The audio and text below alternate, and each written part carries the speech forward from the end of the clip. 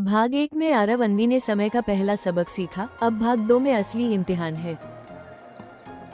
जब घड़ीवाला दादाजी ने अपनी जादुई घड़ी की सुइयां घुमाई तो अंधेरा छा गया। अचानक अंधेरे से धीरे धीरे रोशनी फैली और आरव व अन्वी ने खुद को एक विशाल घड़ी के भीतर खड़ा पाया। घड़ी की सुइयां उनके ऊपर से गुजर रही थी, इतनी बड़ी कि वे किसी विशाल पेड़ की शाखाओं जैसी लगती। चारों ओर घंटियों की आवाज गूंज रही थी और हर ध्वनि मानो समय के किसी पल को जन्म दे रही थी। अन्वी कांपते हुए बोली, भैया हम कहाँ हैं? एक गहरी आवाज आई, ये है समय का हृदय, यहाँ से पूरी दुनिया की घड़ियाँ चलती हैं। आरव ने ऊपर देखा। घड़ी के केंद्र से सुनहरी रोशनी निकल रही थी और उसमें से एक अदृश्य आकृति प्रकट हुई। वह थी समय का रक्षक। समय का रक्षक बोला, अब तुम्हें असली परीक्षा देनी होगी। ये है समय की डोर। उसने अपनी हथेली खोली। उसमें एक सुनहरी डोरी थी जो चमक रही थी और जिसमें असंख्य घड़ियों की झलक दिखाई दे रही थी। जिसके पास ये डोर होगी वो चाहकर समय को तेज कर सकता है, धीमा कर सकता है या पलट सकता है। लेकिन याद रखो, जरा सी गलती से भविष्य और वर्तमान दोनों टूट सकते हैं। आरव की आंखें उत्साह से चमक उठी। मतलब हम चाहें तो कल की परीक्षा टाल सकते हैं या होमवर्क का समय बढ़ा सकते हैं? अन्वी ने उसे घूरा। भैया ये खेल नहीं है। अगर दादाजी ने हमें ये डोर दी है तो इसकी कोई बड़ी वजह होगी। समय का रक्षक बोला। डोर संभालो और देखो तुम्हारे फैसले दुनिया को कहाँ ले जाते हैं। आरव ने डोर पकड़ते ही सोचा, अगर मैं समय को पलट दूं तो हम वापस बाजार में जाकर खजाना ले सकते हैं। उसने डोर खींची। अचानक वे दोनों उसी बाजार में पहुंच गए, लेकिन इस बार बाजार बिल्कुल वीरान था। न लोग, न दुकानें, सिर्फ टूटी हुई दीवारें और राख।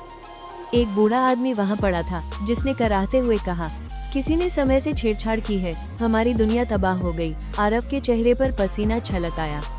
अन्वी ने डांटा, देखा, तुम्हारे लालच ने फिर सब बर्बाद कर दिया।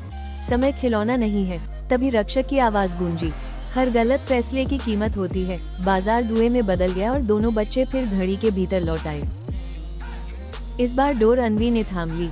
उसने मन ही मन कहा, काश हम अपने गांव में बच्चों को पढ़ाई का ज्यादा समय दे पाते। जैसे ही उसने डोर को धीरे से खींचा, दृश्य बदल गया। अब वे अपने ही गांव के स्कूल में थे, लेकिन स्कूल में पढ़ाई जोरों पर थी। हर बच्चे के पास किताबें थी, टीचर बच्चों को कहानियां सुना रहे थे और सबके चेहरों पर मुस्कान थी। आरव आश्चर्यचकित रह गया। वाह, ये तो कमाल हो गया। समय का रक्षक बोला, देखो, जब समय का उपयोग अच्छे कामों में होता है तो भविष्य भी चमक उठता है। अन्वी मुस्कुराई। उसे समझ आ गया कि समय की डोर का असली उपयोग यही है, दूसरों के लिए भलाई करना। लेकिन असली चुनौती अभी बाकी थी। अचानक घड़ी कांपने लगी, सुइयां बेकाबू होकर घूमने लगी। रक्षक गंभीर स्वर में बोला, समय टूट रहा है, तुम्हें फैसला करना होगा। डोर को अपनी इच्छा के लिए रखोगे या इसे त्याग कर सबके भविष्य को बचाओगे? आरव का दिल तेजी से धड़क रहा था।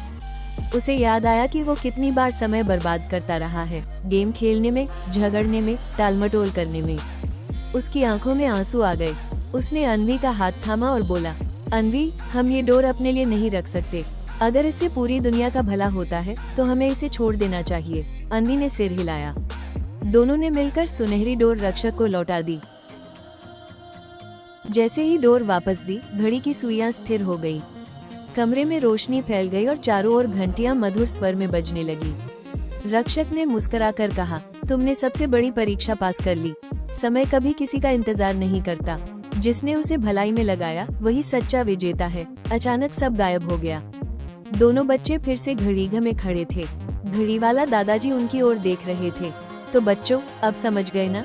अन्वी ने तुरंत कहा, हाँ दादाजी, समय की असली ताकत दूसरों के लिए अच्छा करने में है। आरव भी बोला, और लालच या स्वार्थ से समय बिगड़ जाता है।